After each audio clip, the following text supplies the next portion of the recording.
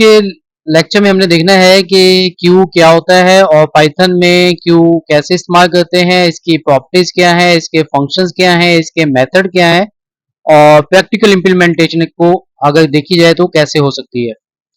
तो सबसे पहले क्यू की डेफिनेशन है, तो क्यू एक डेटा स्ट्रक्चर है, लेकिन वो डेटा स्ट्रक्चर लीनियर फॉर्म में है।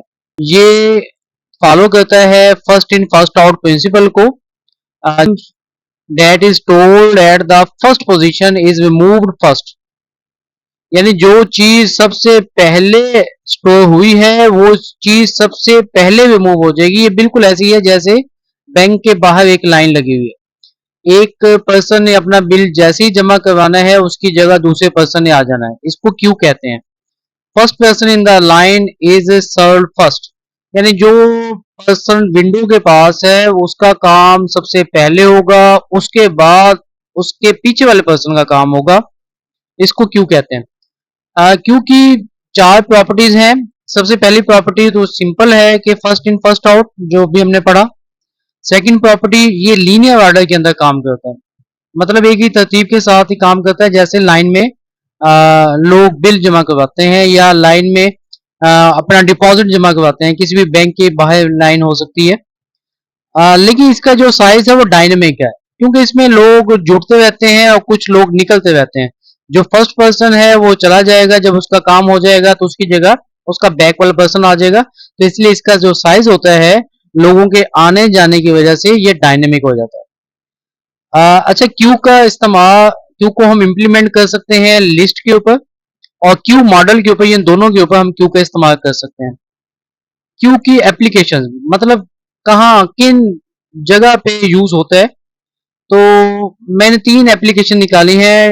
टास्क शेड्यूलिंग, जहाँ पे हमने चीज़ों को शेड्यूल करना हो कि हाँ जी इसके बाद ये चला जाए। लाइक जैसे हम टाइम टेबल बना लेते हैं, लाइक जैसे आपके पेपर्स चल रहे हैं, लाइक जैसे हम किसी चीज़ को प्लानिंग कर लेते हैं कि हाँ जी पहले पहले मैंने काम ये करना है, फिर मैंने काम ये करना है, फिर मैंने ये काम करना है, इसको कहते हैं टास्क शेड्यूलिंग।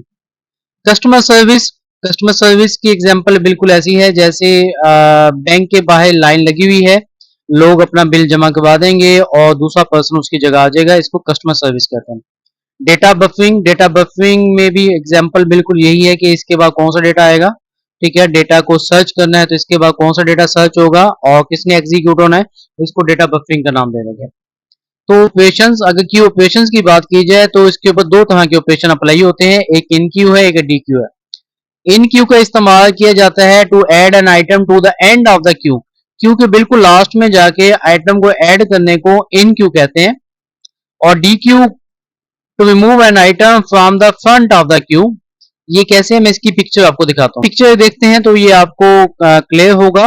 देखिए ये जो 9 है ये इन क्यू है, यानी कि यहाँ पे 9 को ऐड किया जाएगा, और ये जो 2 है जो जिसका काम हो गया वो निकल गया, तो ये आपके पास क्या कहलाता है, डी क्यू।